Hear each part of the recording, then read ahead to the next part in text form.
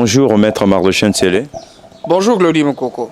Je rappelle aux téléspectateurs que vous êtes coordonnateur de la nouvelle génération pour les changements. Avec vous, nous allons nous apaisantir sur la situation, donc sur la fameuse information qui serait que les 17 camions de l'uranium et tout consort, les sujets uranium, on en parle avec vous. Alors s'il faut éclairer la lanterne de ceux qui nous suivent en ces moments, que diriez-vous? Merci beaucoup Claudie. Je pense aujourd'hui, je vais saisir cette opportunité pour éclairer l'opinion sur la situation des 17 camions. Les 17 camions interceptés dans la province du Lualaba, c'est le fruit, n'est-ce pas, de la bonne gouvernance prônée par son Excellence, Monsieur le Président public Félix Tshisekedi, à travers sa représentante Fifi Masuka Saini dans la province du Lualaba. Donc, comme d'habitude, il y a 5 ans que nous avons évolué dans ce genre de médiocrité. Chaque fois, les camions pouvaient sortir sans payer les taxes de l'État. Ceci construisait un manque à gagner permanent pour la province. C'est pourquoi vous avez vu qu'à l'époque, la province participait à 4,9% et on appelait ça province pilote. Mais aujourd'hui, Masuka arrive dans la vision du chef de l'État, le peuple d'abord, et l'union sacrée a un objectif aussi, c'est il faut faire gagner le peuple. Vous comprenez?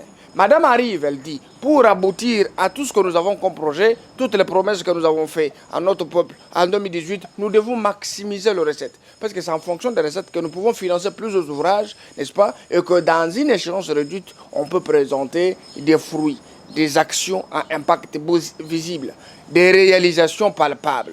C'est pourquoi elle a mis de la rigueur. Elle a instruit tous les services de sécurité, d'antifraude, l'ANR, et que sais-je encore, la police de mine, n'est-ce pas, pour être très vigilant, soit au niveau des barrières, et connaître si réellement toutes les camions qui sortent payent réellement leurs taxes dans la caisse de l'État. Parce qu'à l'époque, rappelez-vous, Mouya, j'avais mis en place des comptes fictifs, que le gouvernement ne connaissait rien, c'était son argent. Et aujourd'hui, Mme Masuka dit, chaque franc doit être canalisé dans le compte du trésor. Ceci va nous permettre d'abord de revoir à la hausse notre budget au profit, n'est-ce pas, de la réalisation de tout ce que nous avons promis. C'est dans ce sens-là qu'un jour, les services d'antifraude mettent la main sur les 17 camions remplis de cobalt. Ce n'est pas de l'uranium, c'est des cobalt.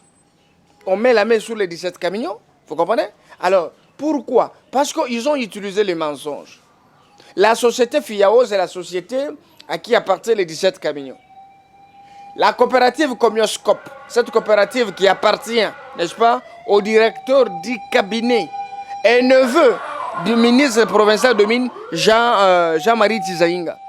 C'est cette coopérative qui a déclaré les documents.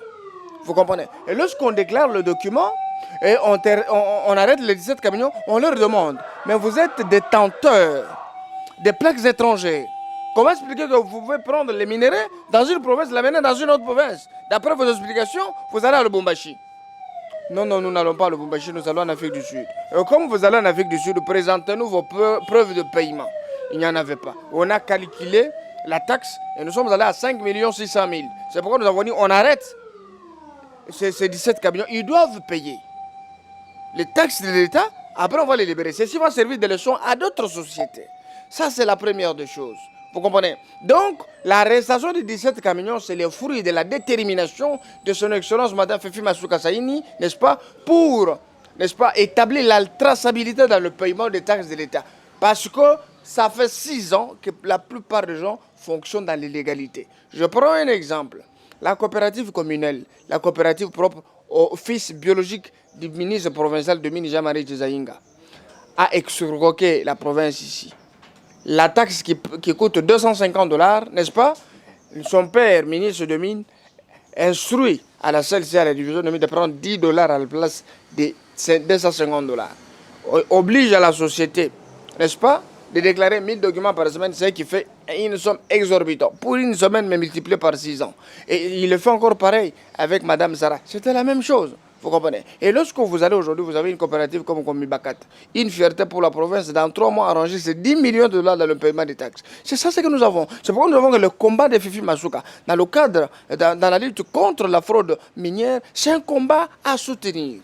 Maintenant, lorsqu'il faut s'apaisantir sur le propos de Rudolf Bonnemeki, les conseillers en matière économique de son excellence Mme Fifi Masuka Saini, qui est sorti pour dire que les 17 camions contenaient de l'uranium. Mais il a estimé que lorsque la matière sort à l'état brut, n'est-ce pas, ça peut contenir un pourcentage d'uranium. En même temps, ce n'est pas sous la casquette du conseil du gouverneur qu'il a agi, parce qu'il n'y avait pas à répondre. Le gouvernement n'a pas doté un mandat, n'a pas donné le mandat au conseil d'aller dire que voilà, ça contenait de l'uranium. Vous comprenez? Donc c'est ça la différence que les gens doivent faire. Au Congo, tellement que Masuka a bloqué les robinets, n'est-ce pas? Elle a freiné partout où l'argent est en train de sortir pour réjouir les individus. Et les orienter dans la caisse de l'État, c'est qui a construit la frustration aujourd'hui. Tous ces gens-là qui sont mécontents que leur robinet, n'est-ce pas, qui sortait l'argent chaque jour, là, est bloqué pour servir les intérêts du peuple. Où est-ce que la concert Denise et du Socho a eu cette information? Bon, certains les qualifient de spéculation. Alors, s'il faut la répondre, que diriez-vous, Maître Mardouche? Je voudrais donner un conseil à Denise Dichochoa. Elle est en train de faire ce qu'on appelle du védétarisme médiatique. C'est-à-dire utiliser le mensonge pour faire croire à l'opinion qui connaît la vérité. Mais elle ne connaît pas la vérité. C'est pourquoi j'appelle tout le monde que ce coup de folie doit s'arrêter tout de suite. Parler de l'uranium comme si on parlait de cacahuètes ni d'arachide, comme si on parlait d'huile de palme. L'uranium, c'est une matière stratégique qui ne peut pas être exploitée comme des diamants, comme des cobaltes. Et puis nous, on ne peut même pas parler de l'uranium. On arrête les 17 camions. OK? Et les 17 camions-là doivent payer les taxes de la province. Vous comprenez? Et aujourd'hui, moi, je félicite son Excellence, Mme Fifi Masuka, parce que le pont bascule à une nouvelle commission de traçabilité et ça nous fait des millions dans la province. C'est ça ce que nous avons besoin.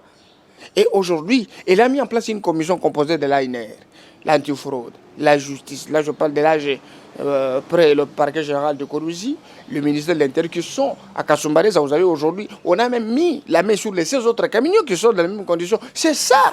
Quand ces gens payent nos millions, ils vont dans la caisse de l'État, on finance les routes, on construit les édifices, on améliore les conditions de vie. Et nous parlons de l'uranium comme si on voulait nous amener, nous ne sommes pas en Iran ici. L'uranium n'a jamais été vendu au Congo. Au Congo, on ne vend pas de l'uranium. Ce sont des sorties médiatiques sales de folie pour incommoder les institutions. Et quand elle le fait en Europe. Elle est libre devant sa caméra pour utiliser le mensonge devant les Blancs. Et la communauté internationale peut dire, voilà, au Congo, on vend de l'uranium. C'est une instrumentalisation? Une instrumentalisation, c'est pourquoi on dit parler, ce n'est pas synonyme d'avoir la sagesse et l'intelligence. Tout ce que dit chose, soit comme on dit chose, je ne connais pas ce que ça signifie. A dit, c'est un mensonge nauséabond. Un mensonge sale qui peut construire des maladies dans le chef de beaucoup de Congolais. Donc c'est que moi je veux vous dire que cette fille a encore besoin d'une certaine éradication. Ce ménage a un problème. Il doit être infecté du virus de l'ignorance. On ne peut pas tomber sur une information qui n'est pas vérifiable. Et vous la lancez sur les réseaux sociaux et en train de carquiller les yeux devant le micro et devant le blanc, que non, voilà, là-bas, ça ne va pas, Madame Fifi Masuka, tout ça. C'est un mensonge. On est libre d'utiliser le mensonge pendant que les autorités nous suivent. Là-bas, ce n'est pas ça.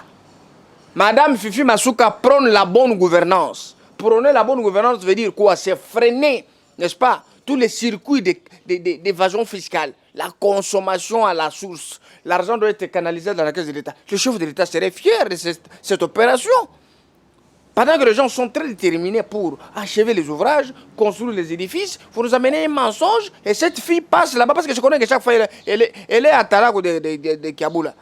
Elle est à Talago, chaque fois je la vois faire des publicités, tout ça, elle a besoin de survivre. On n'a pas besoin de filles comme ça au Congo. En même temps, le chef de l'État n'est pas tribal. C'est un citoyen du monde. Il est président de l'Union africaine en exercice. Il est président de la République élu. Et il n'a jamais agi en tant que Moulouba ni parti politique. Mais il a agi en président de la République. Mais vous voyez, cette fameuse fille ici, elle est affamée. Moi, je comprends qu'elle est affamée, elle a besoin de survivre, de payer ses connexions Internet, payer sa maison et des taxes et tout ça. Il faut toujours courir derrière les gens. On vous donne quelques petites choses. Mais nous sommes là pour notre peuple. Madame Fifi Masuka, c'est une femme rare. C'est une race rare de femmes qui gèrent bien aujourd'hui la traque, n'est-ce pas, des voleurs, de détourneurs et surtout, on appelle fraude fiscale. C'est quelque chose qu'on doit combattre avec une certaine énergie parce que c'est dans ça que beaucoup de zombies en costume et de vampires se sont cachés pour se faire de fortune. Et quand quelqu'un sort de sa réserve pour utiliser le mensonge, nous ne sommes pas contents et nous ne serons pas contents. Les trucs avec l'uranium, considérez ça comme une farce, comme une vaste blague. Ça n'existe pas. Ce sont des camions de cobalt remplis, déjà traités à la machine, n'est-ce pas? Et là, ça devrait sortir dans l'illégalité, nous les avons arrêtés. Et ils doivent payer les taxes de l'État et les pénalités, ce qu'on appelle les amendes transactionnelles. En même temps, le pont bascule avait pour objectif quand il y a dépassement de 40 tonnes, au-delà de 40 tonnes, vous devez payer un forfait. Mais ce forfait-là, ce sont des millions. Ça fait 4 ans que Tchézaïng a géré, celui qui était président de la commission de la traçabilité. C'est parti dans ses poches. Mais aujourd'hui, Massouka a mis en place une nouvelle commission. Nous avons des millions dans le compte de la province.